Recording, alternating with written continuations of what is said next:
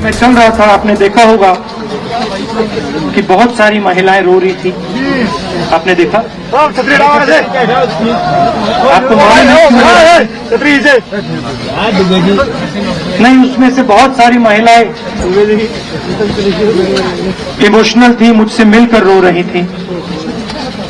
मगर उसमें बहुत सारी ऐसी भी महिलाएं थी जिन्होंने मुझे बोला कि उनके साथ बलात्कार हुआ है, उनको किसी ने मोलेस्ट किया है, उनके किसी रिश्तेदार ने उनको मोलेस्ट किया है। और जब मैं उनसे बोलता था, बहन मैं पुलिस को बताऊं, तो मुझे कहती थी, राहुल जी पुलिस को मत बताइए, हम चाहते हैं कि आपको ये बात मालूम हो, मगर पुलिस को मत बताइए, हमारा और भी नुकसान हो जाएगा।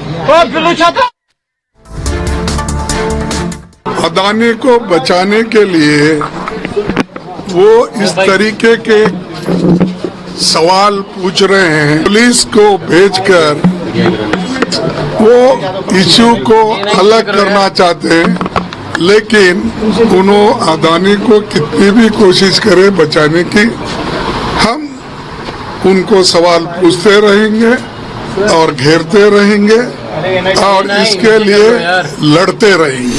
वो हताशा में ये काम करते जा रहे हैं। और पुलिस अगर पूछ रही है कि देश के अंदर आप माहौल को खराब करने, विदेशी ताकतों को, टूल किट को मौका देने के लिए अगर आप कहते हैं ऐसे सवाल, तो आपको जवाब भी देना पड़ेगा। पुलिस का ये कहना है कि जिसने आके आपको क्या पूछा, क्या बताया, कौन है, ये यात्रा के संदर्भ में तो कभी कोई कानून, कोई भी नहीं कोई कानून कह सकता कि कोई यात्रा कर रहा है व्यक्ति तो वो कोई गलत काम या गैर कानूनी काम कर रहा है, अगर वो यात्रा तुरंत रोक कर सबसे निकटतम पुलिस स्टेशन में जाके दर्ज नहीं करवाए एफआईआर।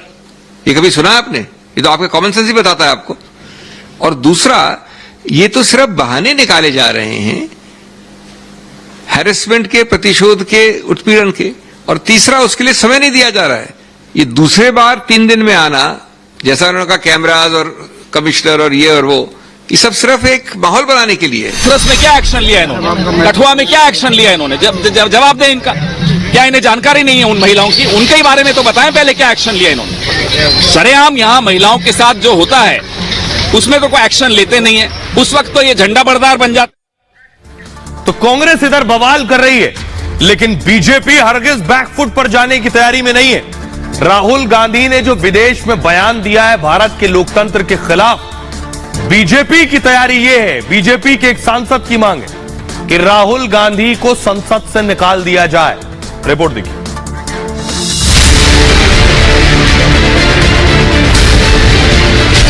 क्या राहुल गांधी अब सांसद नहीं रहेंगे? क्या राहुल की जाने वाली है संसद की सदस्यता?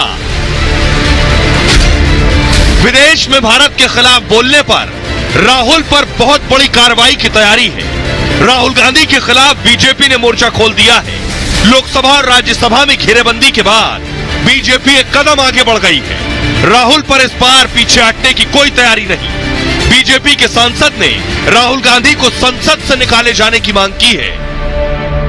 How would you react if democracy suddenly disappeared in Europe?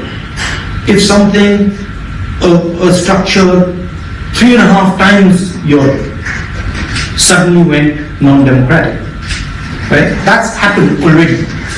That's not something that is going to happen in the future. That's already happened.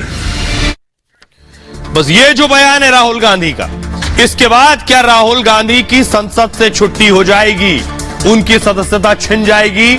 आखिर कौन कह रहा है और क्या एक्शन हो सकता है, देखिए जरा। और किस किस की सदस्यता इससे पहले गई है अतीत में, यह भी आपको बताऊंगा। राहुल गांधी के खिलाफ स्पीकर से यह मांग की गई है, बीजेपी सांसद निशिकांत दुबे की मांग है कि राहुल गांधी की संसद सदस्यता खत्म कर दी जाए।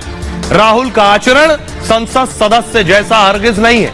राहुल ने विदेश में देश का अपमान किया है। राहुल के आचरण की जांच के लिए बाकायदा एक कमेटी बनाई जाए। राहुल को निष्कासित करने का समय आ गया है। निशिकांत दुबे ने इसके लिए स्पीकर को चिट्ठी लिखी है, खत लिखा है राहुल गांधी ने भारत के लोकतंत्र पर सवाल उठाया था। ब्रिटेन में कहा था दूसरे देश भारत में हस्तक्षेप करें, लोकतंत्र बचाएं। संविधान में सदस्यता खत्म करने का कोई जिक्र नहीं है, तो फिर सदस्यता कैसे जाएगी राहुल की? सदन प्रस्ताव पारित कर सदस्यता खत्म कर सकती है। प्रस्ताव पारित करने से पहले जांच कराना जरूरी है। भारत में पहला ऐसे 4 बार हो चुका है। सबसे पहले 4 बार हो चुका है। जो बड़े लोग हैं जिनके साथ हुआ, नेता, वो कौन कौन थे? उनमें सुब्रमण्यम स्वामी एक है। 1976 में सुब्रमण्यम स्वामी की सदस्यता गई। स्वामी जनसंघ के नेता थे, राज्यसभा से सांसद थे उस वक्त। देश की संस्थाओं को बदनाम करने का आरोप लगा था इन पर। 10 सांसदों की कमेटी ने स्वामी को दोषी पाया था। 1978 में इंदिरा गांधी पर भी कार्रवाई हुई थी। इंदिरा गांधी पर विशेषाधिकार हनन का आरोप लगा था। तब उन पर सदन की अवमानना के गंभीर आरोप भी थे। काम में बाधा और अफसरों को धमकाने के आरोप थे। उन पर झूठे मुकदमे में फंसाने के आरोप भी लगे थे। उन्हें जेल भेजने का फरमान भी सुनाया गया था। बाद में उनका निष्कासन